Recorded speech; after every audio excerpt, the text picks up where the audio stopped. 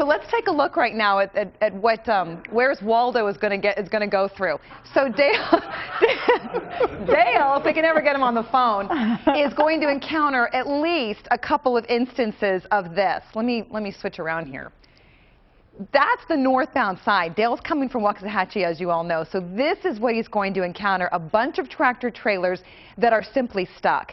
And for right now, according to Dallas TxDOT, it's really south of I-30 where we're seeing all of our problems, at least this afternoon as we make our way into the early evening. And it looks like some of this stuff might have gotten sanded a little bit later. So again, Dale is going to be stuck in all of this, and it's not the only instance of stalled tractor trailers that we have. Okay, Dale's on the phone right now. Dale, it's Alexa. Can you hear me?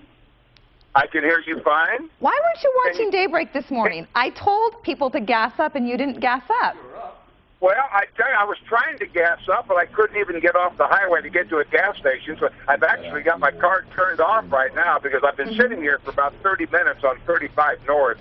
I'm at Illinois Avenue, and about a mile back, I finally got past a bunch of semi-trailers, got about a mile to Illinois Avenue, and now we're completely stopped again. And yes, I am just about out of gas. Well, I'll tell you what, the good news, bad news is those tractor trailers really aren't moving. That's the bad news. But the good news is that once you get past those tractor trailers, according to our TxDOT, it's a really smooth ride into downtown Dallas. But I guess it sounds like we might have to send Pete after you or somebody. Well, like I say, I sat there for at least 30 minutes, about a mile south of Illinois Avenue, about exit 423, 422. And there were 3 semis completely blocking the interstate, and they were actually towing one. And then once they managed to get a tow truck to tow the one trailer out of the way, we got past. And I thought, well, this is fine. Now I'm going to be just fine coming into Dallas. And then, like I said, we've now hit another snag at Illinois Avenue, exit 424, and I've been sitting here for about 7-8 minutes, and there's nobody moving here. Yeah, and that Zane curve has been especially tough for a lot of the tractor trailers to negotiate. So that's just one of the problems that drivers like you, Dale, are going to face on I-35E. So we know you didn't gas up your car. Did you at least recharge your cell phone? Because we'd like to continue talking to you. I've recharged the cell phone, and it'll probably be going dead next. And I do have a coat in the back, so if I have to get out and start walking eventually, at least I was smart enough to pack a coat and gloves this time. Okay, well, we'll keep tabs on you. Pete, anything you want to add? You know, I am impressed. There's a couple of things I'm impressed about Dale. He's figured out this new technology called cell phone. Right, he's got one. And 2, I'm impressed that he found his keys to his car because he lost them late last night.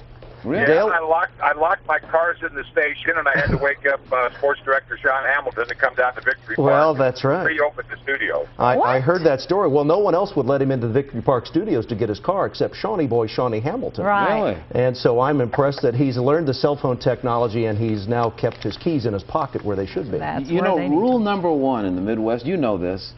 Fill up your car. Right. Always drive. And I know you're Even from Iowa. I know that. I'm from Nebraska. Come on. Now, Dale, you should have still been up at the wee hours of the morning to watch News 8 Daybreak. You missed that? Actually, I did almost make that, quite honestly, but I slept through that, and then I got up, mid-morning or thereabouts, and was checking out the news and checking out to see what the situation was. And as I've said many times, and I joke about it, I mean, it's not bad. I mean, this stretch of highway that I'm on right now is absolutely fine. I can't figure out why so many people are having trouble driving on it. I mean, it really doesn't appear to be.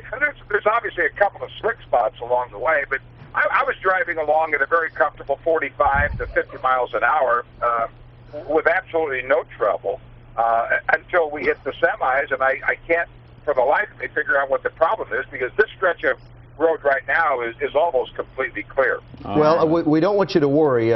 We've just received notice that we're sending News 8, Chopper 8, HD Chopper 8 to pick you up. So you stay right there where you are, and we'll have the helicopter land and pick you up and bring you here. We'll all watch. All right. Yeah, there was a day several years ago when I lived in the Keller area, and it really was a big snow blizzard, and I thought I was going to get a stay-at-home day, and they really did send the chopper and landed in my pasture and picked me up, and I really wish I could have leaned on somebody to do that today. I really do. Well, you know, guess what? There's a big game this week. Then the ice did not stop the Super Bowl Media Day. How the teams got to the stadium and all the excitement that followed. Goodbye, Dale. But you know, we want to give you a live picture right now. Dale Hansen, we've told you that he's stuck in this mess. There he is, smiling, having a good time. And you know what? Along. The funny thing is, Gloria, he's on fumes. That's he's right. driving on fumes right now. He did not fill up his tank. Now, he was near Illinois, which is, of course, not far from downtown Dallas. This is 35 northbound. And as you can see, if we pull out just a tiny bit, the highway there is pretty clear of ice. So Dale's wondering what is going on here. It's not as bad as it is in other stretches. Now, I came this exact same route to work today and had no problem. So there you see, John, in a matter of hours, it can get really bad. Now, in this winter storm, of course, is not done yet. That's why schools and churches are closed tonight and tomorrow. You can see them at the bottom of your screen.